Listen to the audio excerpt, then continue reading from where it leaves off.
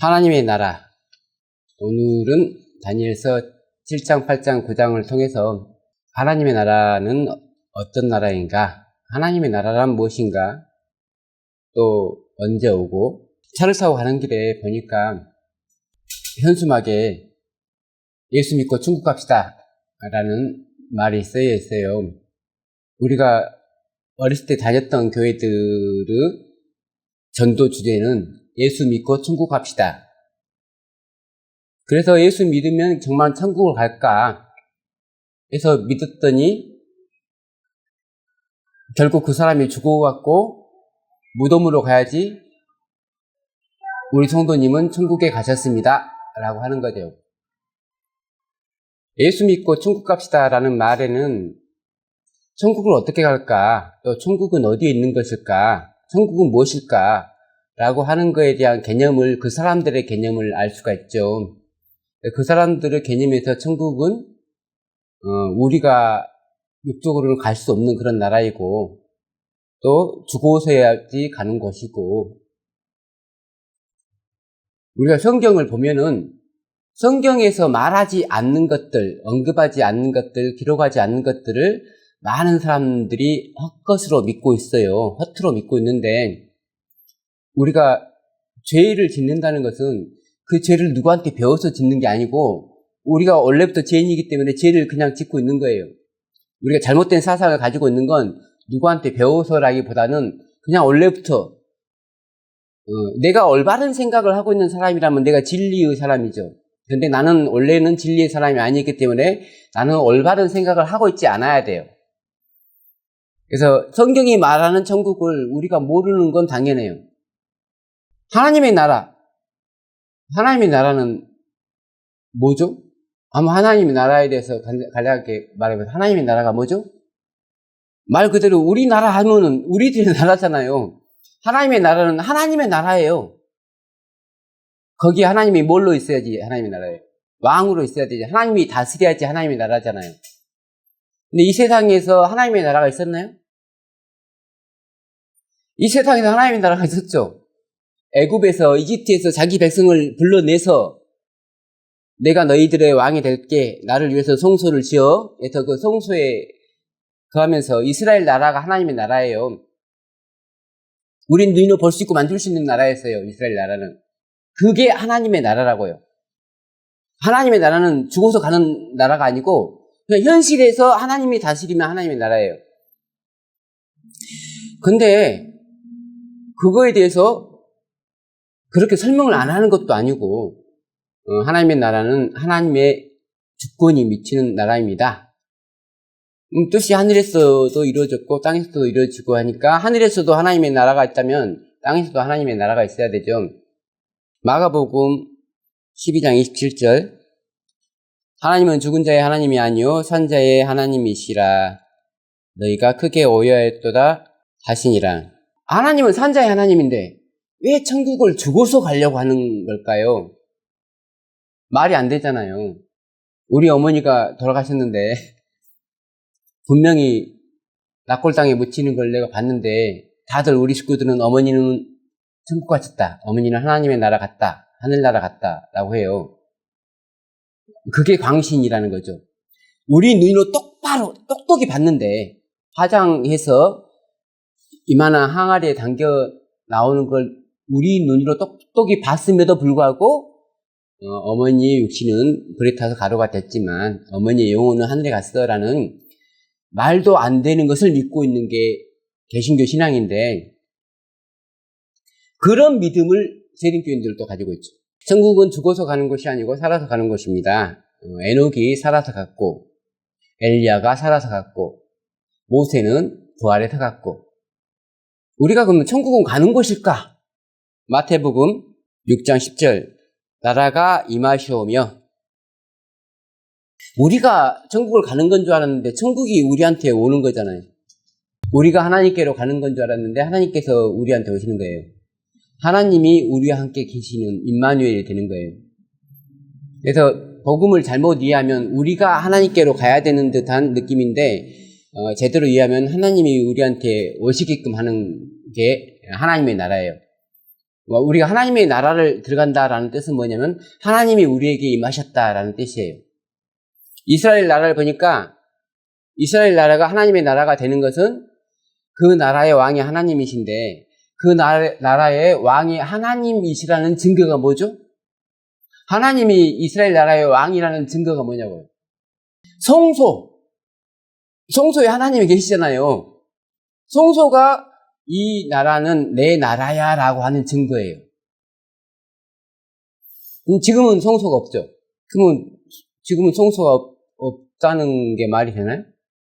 성전된 예수님을 유대인들이 죽였죠.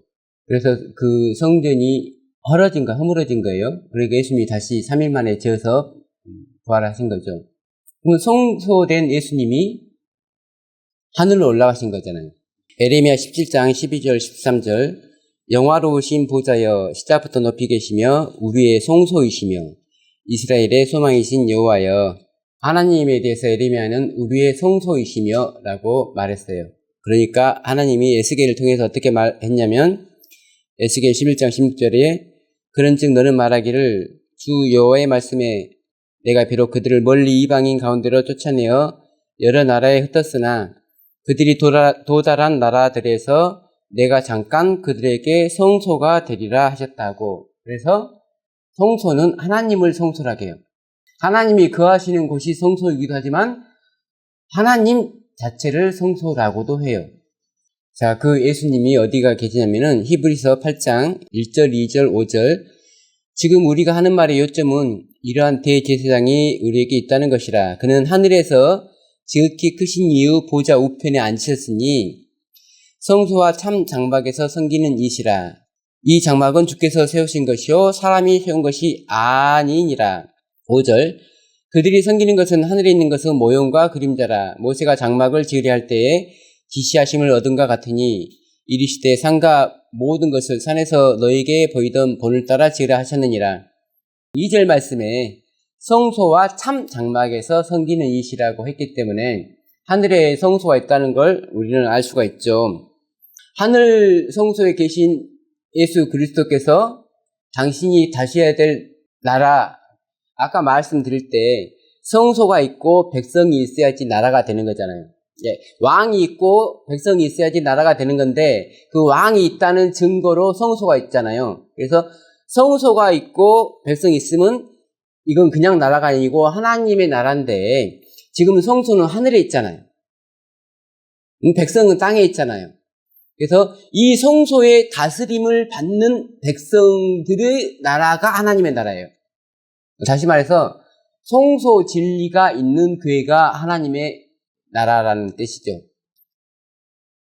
성소가 있는 목적은 무엇인가요? 왕이 있기 위해서 있는 거죠. 왕이 성소에 앉은 이유는 뭔가요? 예, 다스리기 위함이죠. 다스린다는 건 무슨 뜻이죠? 심판하는 거죠. 그러니까 하나님께서 당신의 백성을 심판을 해야 되는 거예요. 11개 상입니다. 3장 8절부터 읽겠습니다. 주께서 택하신 백성 가운데 있나이다. 그들은 큰 백성이라 수요가 많아서 셀 수도 없고 기록할 수도 없사오니 누가 주의 이 많은 백성을 재판할 수 있사오리까?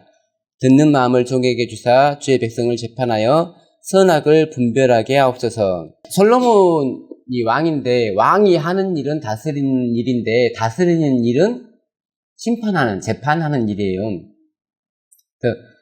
우리는 성소가 있는 교회입니다 라고 한다는 것은 하나님께서 우리를 심판하고 계십니다 라는 뜻이에요. 심판을 어떻게 하나요? 물어보면 심판을 하늘에서 합니다. 하늘에서 심판하시는데 성소에 앉아 계신 예수님이 심판하시는데 땅에서는 아무런 일이 없어요. 그럼 심판이 아니죠. 어떤 심판을 몰래 하는 심판이 어디 있어요? 심판은 몰래 카메라가 아닙니다. 심판이 직접 알려주잖아요. 당신은 반칙입니다. 당신이 이런 죄를 지었습니다. 유죄를 확정하든지 무죄를 확정하든지 알려줘요. 그럼 지금까지 하나님께서 심판하시는 방법은 그냥 본인의 자의대로 하나님 마음대로 심판을 하셨는가? 그게 아니죠. 말씀으로 심판하셨죠. 말씀으로. 그래서 기별을 보내는 거예요. 기별자들한테, 선지자들이나 사도들한테 기별을 보내서 그 기별을 거절함으로 말미암아서 그는 달아보니 부족하다라는 판결을 얻습니다. 하나님의 나라는 죽어서 가는 나라도 아니고 살아서 가는 나라인데, 살아서 가기 전에 우리가 좀 깨달아야 될 진리들이 있어요. 누가복음 22장 18절에 내가 너희에게 이르노니 내가 이제부터 하나님의 나라가 임할 때까지 포도나무에서 난 것을 다시 마시지 아니하리라 하시고, 예수님이 여기서 말하는 하나님의 나라라고 하는 건 뭐냐면은 분명히 마태복음 12장 28절에 그러나 내가 하나님의 성령을 힘입어 귀신을 쫓아내는 것이면 하나님의 나라가 이미 너희에게 임하였느니라 해서 이미 임하였다고 하였는데, 누가복음 22장 18절에서는 이제부터 하나님의 나라가 임할 때까지, 그래서 예수님은 하나님의 나라를 두 종류로 나누고 있는 걸 알 수가 있어요. 최후로 영광으로 임할 마가복음 9장 1절 또 그들에게 이르시되 내가 진실로 너희에게 이르노니 여기 서 있는 사람 중에는 죽기 전에 하나님의 나라가 권능으로 임하는 것을 볼 자들도 있느니라 하시니라. 하나님의 나라가 우리 마음에 임하기도 하지만 권능으로 임하기도 한다는 거죠. 우리는 그것을 예수 그리스도의 다시 오심, 예수 그리스도의 재림이라고 믿습니다. 그런데 이 하나님의 나라가 권능으로 임하기 전에 반드시 거쳐야 될 과정이 있는데, 은혜의 왕국이라는 거죠. 누가복음 19장 11절 그들이 이 말씀을 듣고 있을 때에 비유를 더하여 말씀하시니 이는 자기가 예루살렘에 가까이 오셨고 그들은 하나님의 나라가 당장에 나타날 줄로 생각함이더라. 사람들은 뭐 이렇게 살다가 예수 그리스도께서 어느 날 갑자기 재림하실 걸로 생각을 해요. 근데 영광의 왕국이 오기 위해서 반드시 걸쳐야 된 단계들이 있다는 거죠. 은혜의 왕국이 왕성이 돼야지 영광의 왕국이 도래를 하는 거예요. 우리를 데리러 오시잖아요. 우리를 데리러 오신 이유가 당신의 백성을 데려가기 위해서 오시는 거잖아요. 당신의 백성이 완성이 돼야 되죠. 그래서 19장 은열무나의 비유를 통해서 이르시되 어떤 귀인이 왕위를 받아가지고 오려고 먼 나라로 갈 때에 그 종 열을 불러 은하 열무나를 주며 이르되 내가 돌아올 때까지 장사하라 하니라. 그래서 장사할 시간을 줘야 되는 거예요. 만약에 금방 갔다 금방 올 것 같으면 장사를 하란 말 안 하죠. 근데 올 시간이 아주 멀었기 때문에 그동안 너희들이 장사를 잘 하고 있어야 돼 라고 하는 거예요. 근데 어떤 사람은 장사를 전혀 안 한 사람도 있었죠. 14절에 그런데 그 백성이 그를 미워하여 사자를 뒤에 보내어 이르되 우리는 이 사람이 우리의 왕됨을 원하지 아니하나이다 하였더라. 27절에 그리고 내가 왕됨을 원하지 아니하던 저 원수들을 이리로 끌어다가 내 앞에서 죽이라 하였느니라. 왕은 재판하는 일을 하는데 10종 중에서는 너는 잘했다, 너는 못했다라는 판정이 나오는데 백성 중에서는 아예 원수라고 하는 거죠. 최초의 하나님의 나라는 이스라엘인데 이 이스라엘 나라가 망했죠. 한 번만 망한 것이 아니고 크게 봐서 두 번 망하는데 다니엘 때 한 번 망한 거고 그 다음에 예수 그리스도가 돌아가신 후로 또 망한 거고 두 번을 아주 이렇게 두 번 망했다는 뜻은 뭐냐면 성소가 두 개가 있었는데 첫 번째 성소인 솔로몬의 성전이 파괴되면서 나라가 망한 거고 두 번째 성전인 헤롯 성전이 파괴가 되면서 원래는 헤롯 성전이 아니라 스룹바벨 성전이죠. 두 번째 성전도 역시 로마군에 의해서 완전히 파괴되면서 나라가 망한 거죠. 성소와 하나님의 백성은 같이 가는 거예요.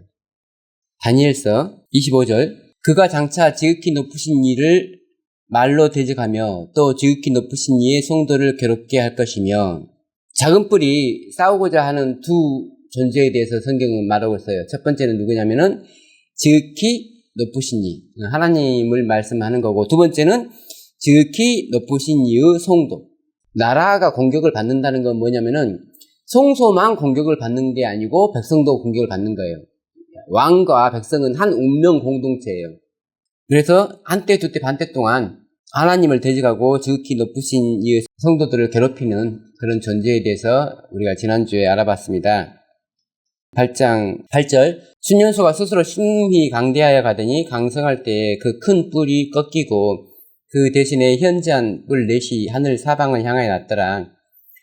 그중 한 뿔에서 또 작은 뿔 하나가 나서 남쪽과 동쪽과 또 영화로운 땅을 향하여 심히 커지더니 그것이 하늘 군대에 미칠 만큼 커져서 그 군대와 별들 중에 몇을 땅에 떨어뜨리고 그것들을 짓밟고 또 스스로 높아져서 군대의 주제를 대적하며 그에게 매일 드리는 제사를 없애버렸고 그의 성소를 헐었으며 그의 악으로 말미암아 백성이 매일 드리는 제사가 넘긴 바 되었고 그것이 또 진리를 땅에 던지며 자의로 행하여 형통하였더라.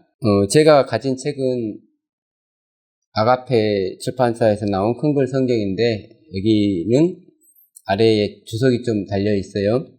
7장 25절에 대해서는 앞으로 있을 일입니다. 저 그리스도가 나타난 후로에 있을 일입니다라고 미래주의로 해석을 해놨고 8장 9절부터는 안티오코스 에피파네스라는 왕을 통해서 이루어진 일로 과거주의로 해석을 하고 있어요. 다니엘서 2장에서 내 나라가 있고 열 발가락 시대가 있고 마지막에 하나님의 나라가 옵니다 라고 했는데 그거는 전 역사적인 사건이잖아요. 근데 다니엘서 7장에서 만약에 25절의 말씀을 앞으로 있을 일이라고 한다면은 또 요한계시록도 마찬가지고 예수님이 돌아가신 후로 2000년 동안 성경은 아무것도 언급하고 있지 않는 거예요. 2000년 동안 무수하게 많은 일이 일어났는데 그냥 아무리 일이 그동안 없었고 앞으로 일어날 거야 라고 하는 거잖아요. 그러니까 본인들 스스로 나는 이렇게 신빙성이 없는 성경을 하나님의 말씀을 믿고 있어요 라고 하는 거예요. 고백을 하는 거예요. 7장 25절은 앞으로 일어날 일, 8장 9절은 진작 일어난 일. 그러면 현재 일어나는 일에 대해서는 없잖아요. 9절은 그 중 하나에서 또 작은 뿔 하나가 나서 one of them인데 여기서 그 중이라고 하는 것은 4개의 뿔일 수도 있고 4방향일 수도 있어요. 그럼 4방향 중에 한 방향인가 아니면 4뿔 중에 한 뿔인가. 근데 말 자체가 이게 뿔은 왕이나 나라를 뜻하는데 안티오코스 에피파네스가 왕이지만 나라는 아니잖아요. 이미 있던 나라의 왕이잖아요.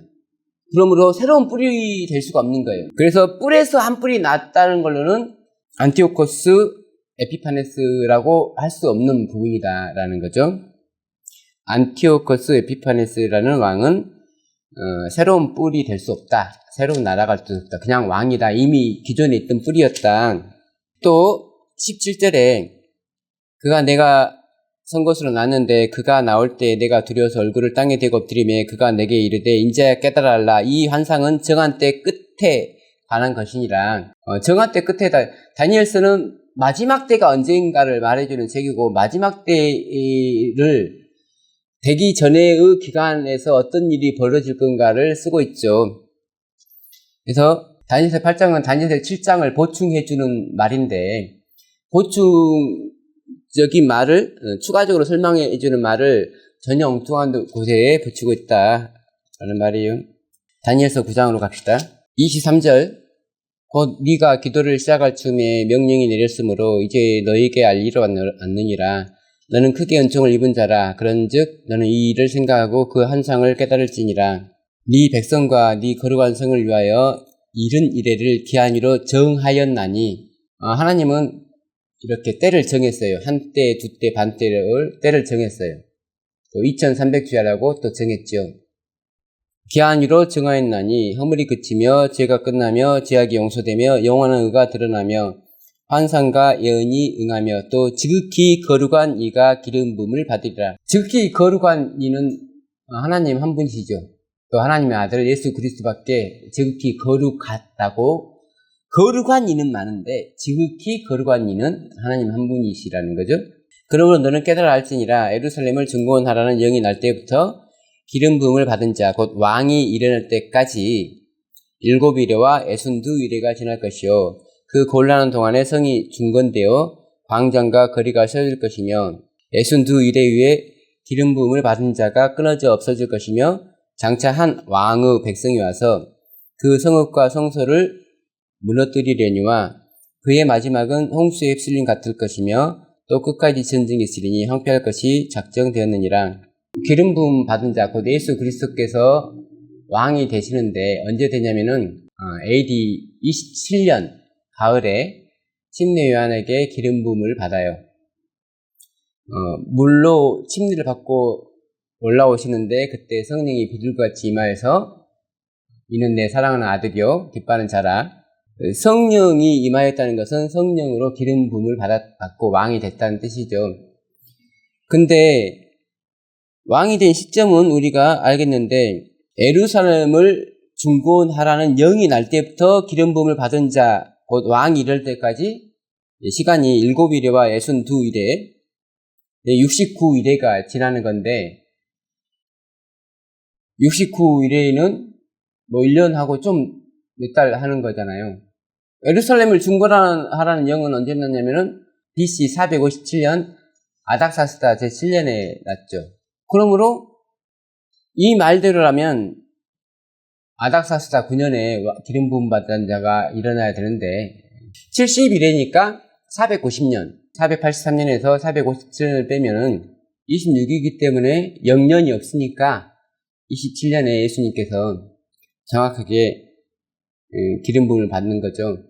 그리고 그 이래의 절반에 26절 62일의 후에 기름 부음을 받은 자가 끊어져 없어질 것이며 그래서 끊어져 없어지는데 27절 그가 장차 많은 사람들과 더불어 한 이래 동안의 언약을 굳게 하고 그가 그 이래의 절반에 3년 반 예수님께서 공생애를 마치신 31년에 십자가에 돌아가심으로 말미암아서 제사와 예물이 더 이상 필요 없어지는 그래서 제사와 예물을 금지할 것이며 여기까지가 예수 그리스도에 대한 편이고 지금 말하는 것은 성소에 대해서 말을 하고자 하는 거예요.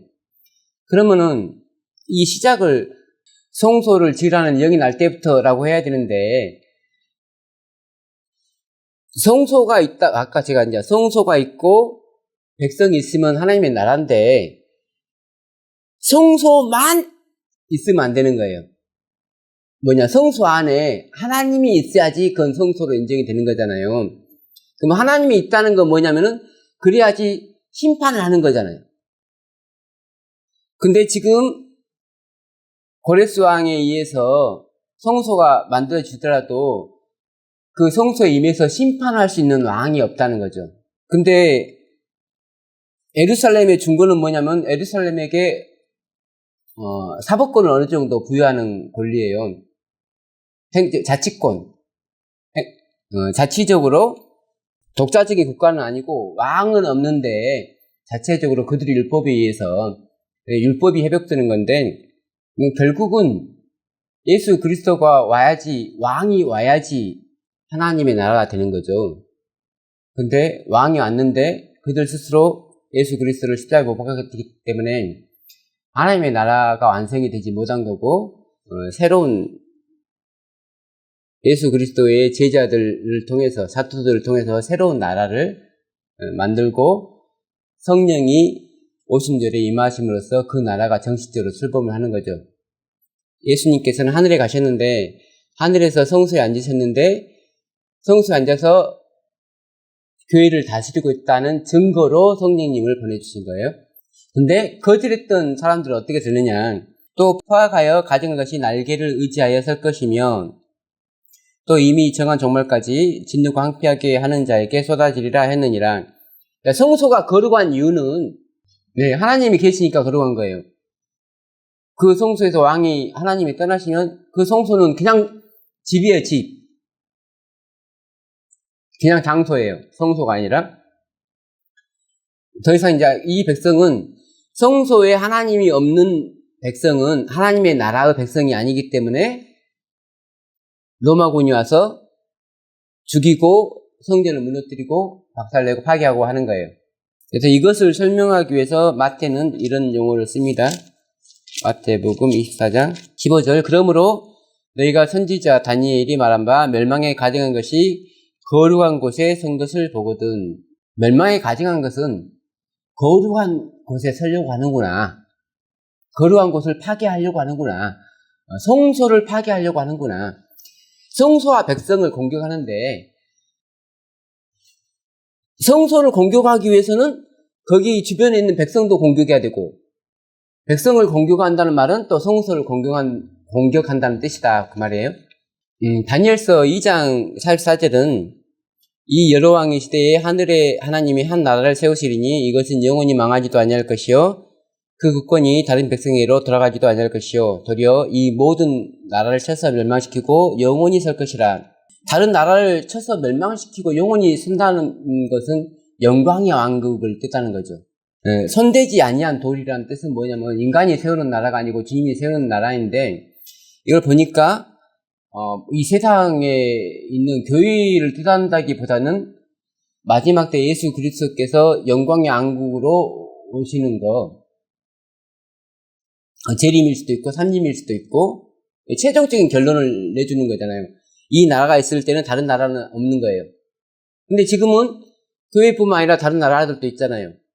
그래서 하나님의 나라가 어느 날 갑자기 영광의 왕국으로 임하는 게 아니고 교회에서부터 시작해서 은혜의 왕국부터 시작해서 차곡차곡 영광의 왕국으로 향해서 나가야 되는 거예요.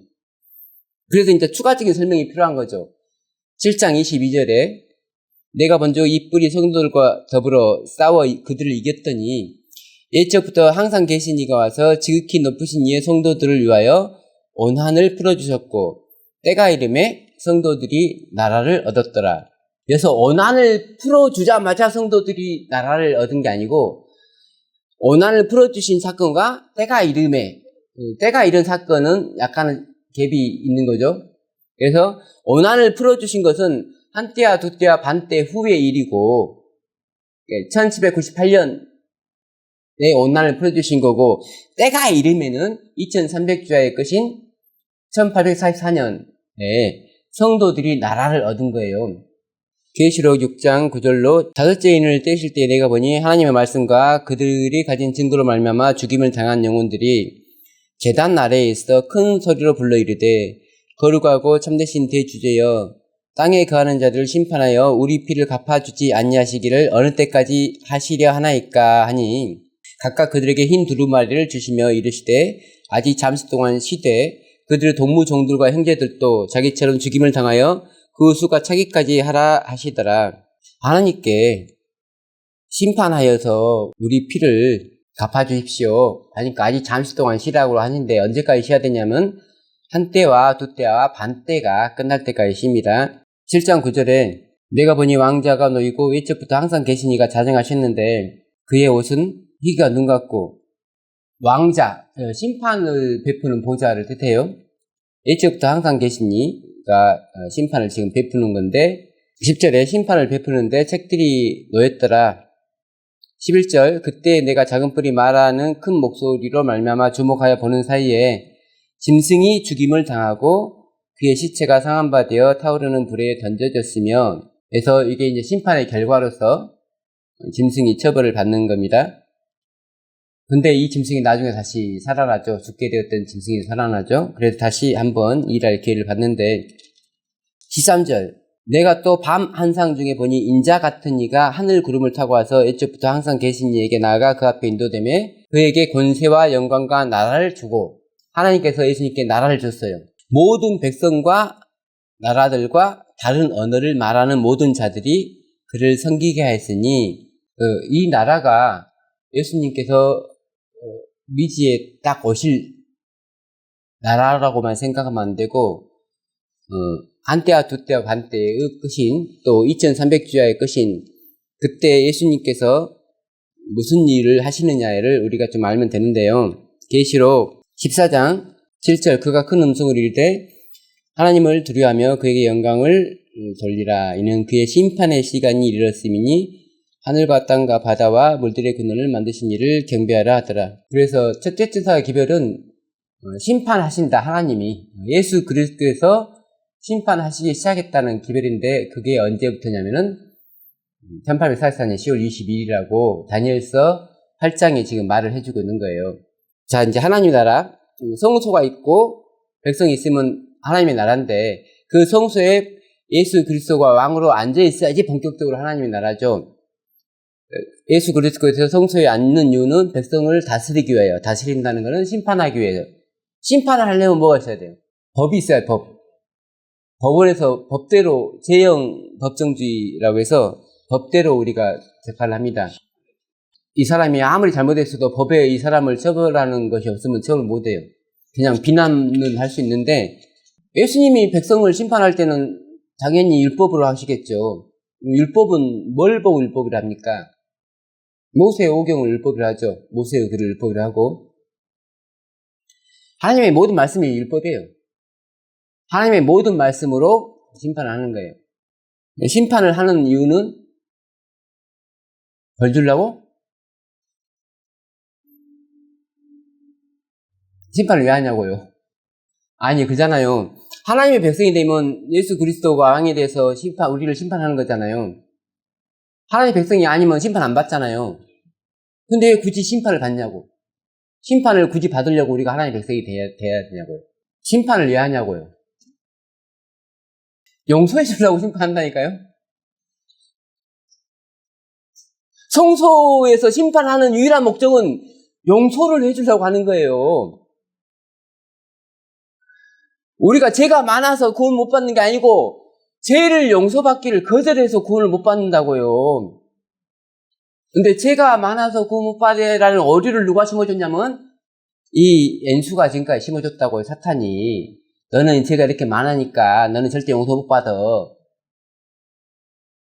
성소가 공격받았다는 건 뭐냐면은 오류를 섞은 거예요.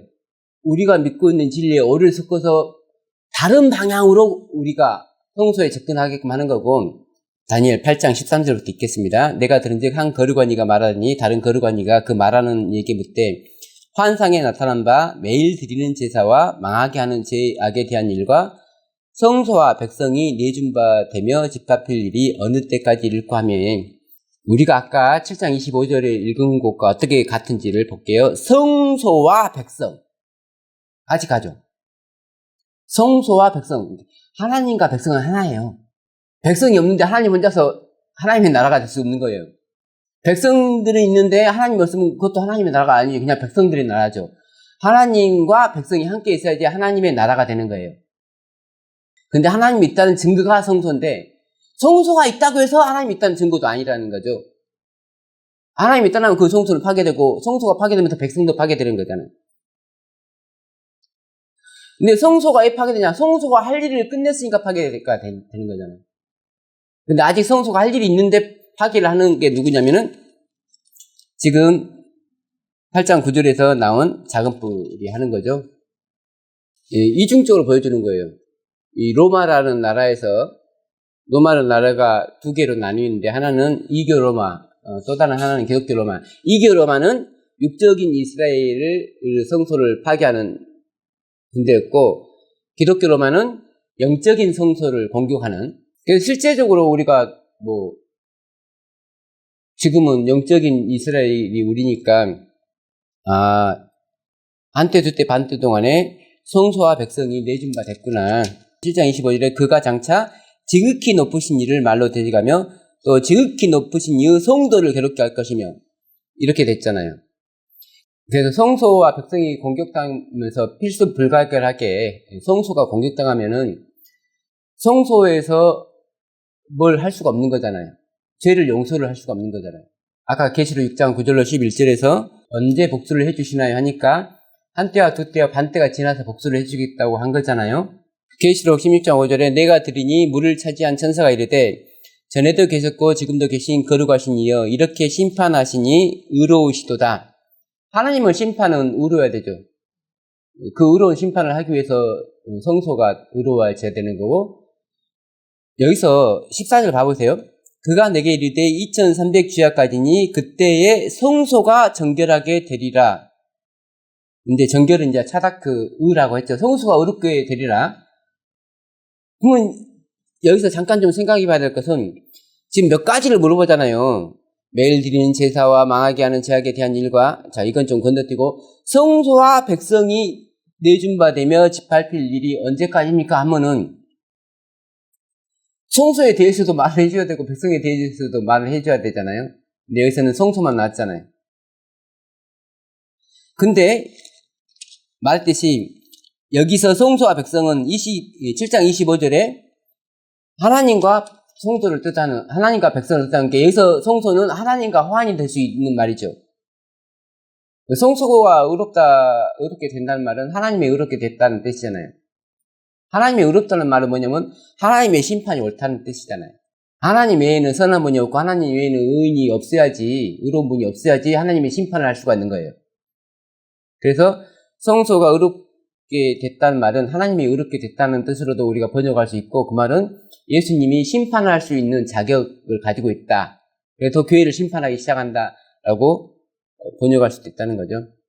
계시록 6장 12절에 내가 보니 여섯째 인을 떼실 때에 큰 지진이 나며 해가 검은 털로 짠 상복같이 검어지고 달은 온통 피같이 되며 하늘의 별들이 무화과나무가 대풍에 흔들려 설익은 열매가 떨어지는 것 같이 땅에 떨어지며 하늘은 두루마리가 말리는 것 같이 떠나가고 각 산과 섬이 제 자리에서 옮겨지매, 그 다음에 구절을 보니까 보호자에 앉으신 이의 얼굴에서와 그 어린 양의 진노에서 우리를 가리라.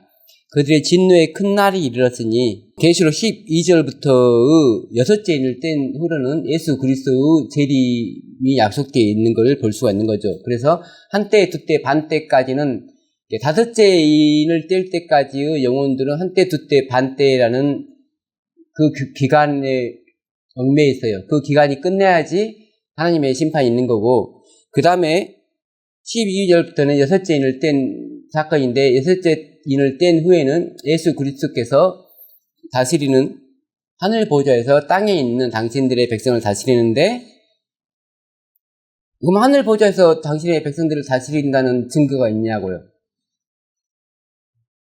우리는 항상 증거주의입니다. 증거가 있어야 되잖아요. 우리 교회는 하늘 성소를 믿고 성소 진리를 가지고 있습니다. 라는 증거가, 그렇게 말을 하기 위해서는 증거가 있어야 되잖아요. 우리가 조사 심판을 받고 있다는 것을, 우리가 심판을 받고 있다는 걸 성경으로 증명을 해야 돼요.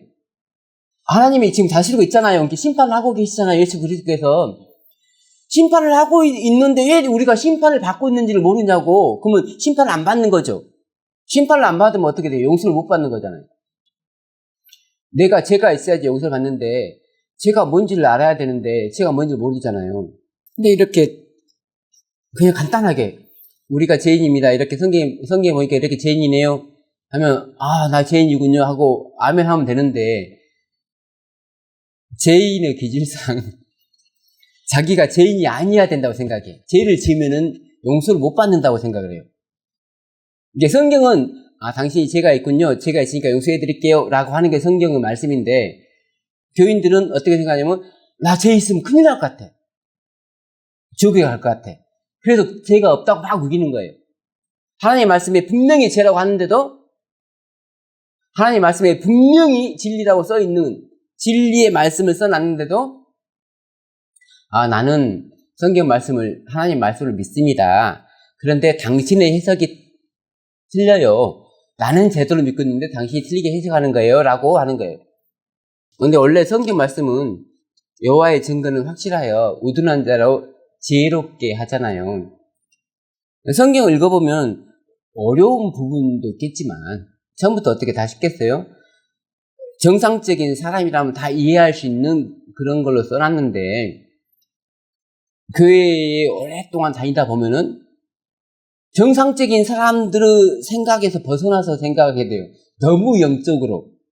그러다 보니까 원래 하나님이 우리에게 해주시고자 하는 말 뜻을 전혀 못 알아먹는 그런 지경이 돼버려요. 그러면은 결국은 하나님이 무슨 말을 하더라도 못 알아먹게 돼 있어요. 그래서 요한계시록 7장에서는 여섯째 인을 뗀 이후로 이스라엘 나라가 생기는 거고, 이스라엘 나라가 회복되기 시작하는 거고, 그 중에서 12지파 중에서 14만 4천이 나온다라고 말해주고 있는 것입니다. 2300주야, 시간이 다 됐으므로 주야에 관해서 마지막으로 설명드리고 왜 설명하냐면은 주야에 대해서 오해를 하는 사람들이 많아요. 그리고 다니엘서를 해석할 때도 2300 주야락 했으니까 4600일이라고 해석하는 사람도 있어요. 2300 주야가 갖는 성경적인 뜻은 무엇인가에 대해서 마태복음 12장 40절에 요나가 밤낮 사흘 동안 큰 물고기 뱃속에 있었던 것 같이 인자도 밤낮 사흘 동안 땅속에 있으리라. 근데 우리가 알다시피 예수 그리스도께서는 금요일 오후 3시 정도에 들어가셔서 일요일 동 트기 전에 아직 주변이 캄캄할 때 실제적으로 만 이틀도 안 되게 무덤에 계셨는데 밤낮 사흘 동안이라는 표현을 쓰고 있잖아요. 그래서 어떤 사람은 예수님께서 금요일날 돌아가신 게 아니고 목요일이나 또는 수요일에 돌아가셨다라고 생각하는 사람도 있죠. 에스더 4장 16절 당신은 가서 수산에 있는 유다인을 다 모으고 나를 위하여 금식하되 밤낮 3일을 먹지도 말고 마시지도 마소서. 나도 나의 신여와 더불어 이렇게 금식한 후에 규례를 어기고 왕에게 나아가리니 죽으면 죽으리이다 하니라. 우리가 금식 기도를 할 때 나 3일 금식 기도 할게요 라고 해놓고 오늘 저녁부터 굶어갖고 모레 아침까지 굶으면 3일 금식이 아니죠. 오늘 아침부터 굶어갖고 모레 저녁까지 그 다음날 4일째 아침 전까지는 굶어야지. 만 3일. 근데 에스더 5장 1절 제3일에 에스더가 왕후의 애복을 입고 왕궁 안뜰 곧 어전 맞은편에 서니 왕이 어전에서 전문을 대하여 왕자에 앉았다가 밤낮 3일을 먹지도 마시지도 않겠다고 했으면서 본인은 정작 제3일에 왕에게 갔단 말이에요. 그래서 유대인들이 생각하는 밤낮과 우리 이방인들이 생각하는 밤낮은 다르다는 거죠. 유대인들은 낮은 일하는 시간이요. 요한복음 9장 4절 때가 아직 낮임에 나를 보내신 이의 일을 우리가 해야 하리라. 밤이 오리니 그때에는 아무도 일할 수 없느니라. 11장 9절 예수께서 대답하실 때 낮이 12시간이 아니냐. 사람이 낮에 다니면 이 세상의 빛을 보므로 실족하지 아니하고 밤에 다니면 빛이 그 사람 안에 없는 거로 실족하느니라. 유대인들의 개념은 낮만이 하루예요.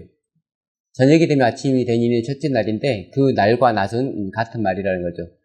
저녁은 일을 하지 못하는 시간. 그런데 밤낮 사흘이란 말은 밤도 정상적인 시간에 깨워주는 거예요. 그 말은 뭔 말이냐면 원래는 3일 하면은 월, 화, 수 3일일 수도 있지만 월, 수, 금 3일일 수도 있는데 밤낮 3일 하면은 무조건 연결이 돼야 되는 거죠. 중단이 없는 3일이 돼야 되는 거예요. 만 3일이 아니고 월요일부터 시작했으면 수요일까지 해야지 중단 없는 3일이 되는 거예요. 그래서 2300 주야까지니 라는 말은 예루살렘을 중군하라는 영이 난 BC 457년부터 중단 없이 2300년이 돼야 되는 거예요. 그래서 1844년 10월 22일이 정확하게 예수 그리스도께서 성소이신 예수 그리스도께서 의로워져서 우리 백성들을 심판할 수 있는, 백성들을 심판한다는 말은 백성이 아닌 사람은 심판한다는 말이 아니에요. 백성들을 심판한다는 말은 백성들을 용서하시겠다는 거예요. 용서하기 위해서 뜰에서 개인의 죄를 용서하는 거고 성소에서 교회의 죄를 용서하는 거예요. 그러니까 성경은 단지 용서해 주는 게 아니고 그 절차에 대해서도 어떻게 용서해 줄게라는 절차에 대해서도 기록해 놨어요. 그 절차가 우리가 알고 있는 조사심판에 다 나와 있잖아요. 항상 제가 하는 말이 의롭다고 하는 말은 절차법적으로도 의롭다라는 거예요. 형사법적으로만 의롭다는 게 아니고 절차법상으로도 의롭다. 아까 계시록 6장에 기록된 말씀을 다시 예수님께서는 마태복음에 기록하고 계시는데 마태복음 24장 29절 그날 환난 후에 즉시 해가 어두워지며 달이 빛을 내지 아니하며 별들이 하늘에서 떨어지며 하늘의 권능들이 흔들리리라. 그때 인자의 징조가 하늘에서 보이겠고 그때에 땅의 모든 족속들이 통곡하며 그들이 인자가 구름을 타고 능력과 큰 영광으로 오는 것을 보리라 라고 해서 여섯째 있는 사건을 예수님께서 마태복음 24장에서 다시 먼저 언급을 하고 있는 거예요. 근데 마태복음 24장은 육적인 이스라엘 나라의 멸망도 기록이 돼 있죠.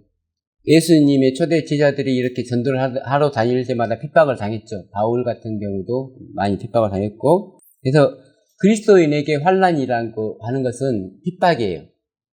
자연적인 재해가 아니고 짐승의 표가 내려서 우리가 뭐 굶주리거나 그건 핍박이 아니에요. 굶는 게 핍박이에요. 신앙 때문에 굶는 거에 핍박일 수는 있죠. 이게 중요한 건 뭐냐면 그 사람들은 왜 우리를 핍박하냐면은 우리랑 신앙이 다르기 때문에 핍박을 하는 거잖아요. 우리가 핍박받는 것을 성경은 환난이라고 하잖아요. 근데 그 환난 후 교회를 지금 설명하고 있는데 여기서 말한 환난은 초기에 제자들이 당했던 환난이기도 하지만 한때와 두때 반때 1260년 동안 그리스도의 교회가 교황권에 의해서 서로 믿음이 다르기 때문에 받은 환난을 뜻합니다. 그리고 나서 예수님이 오시는데 예수님이 오시기 전의 상태를 한마디 언급하고 있어요. 그때 천국은 마치 등을 들고 신랑을 맞으러 나간 열 처녀와 같다 하리니, 이 천국은 우리가 나중에 가는 천국이 아니죠. 예수 그리스도가 오시기 위해서 기다려야 되는 교회를 뜻하는 거예요. 우리는 지금 예수 그리스도의 재림을 기다리는 사람들인데 예수 그리스도께서 하늘에서 무슨 일을 끝내셔야지 옵니까? 조사 심판이 끝나야 오죠. 심판이 끝나야지 당신의 백성을 의롭다 할 수가 있고, 그래서 예수님께서 1844년에부터 심판을 할 수 있었던 것은 성소가 의롭게 되는 때가 그때이기 때문에 심판을 할 수가 있는 거고, 그 전에는 다른 의미로 좀 생각해 보자면은 일단 율법도 회복이 안 됐잖아요. 근데 44년까지 율법이 회복된 게 아니잖아요. 먼저 백성을 먼저 회복하고 그 다음에 율법을 회복하고, 성소와 백성이 1844년 10월 20일에 만난 거잖아요. 그 다음에 심판을 위해서 율법이 회복되고, 율법이 회복됐으니까 드디어 이제 심판을 해야 되는데, 제일 먼저 뭘 심판하냐면, 제일 먼저 무엇을 용서하냐면 개인의 죄를 용서하는 거죠. 그게 칭의의 기별이죠. 개인의 죄만 용서하고 예수님이 오시려면은 굳이 성소가 필요 없는 거죠. 뜰에서 다 되니까. 근데 성소가 있단 말이에요. 성소의 채찍간. 여기도 피가 들어와야 돼요. 누구를 위하냐면 교회의 죄를 위해서. 그래서 지금은 교회가 용서받을 수 있는 기별이 주어지는 거예요. 근데 용서를 안 받고자 하는 건 뭐냐면 교회가 죄가 없다고 생각하기 때문이고, 하나님 말씀을 멸시해서라는 게 감사합니다.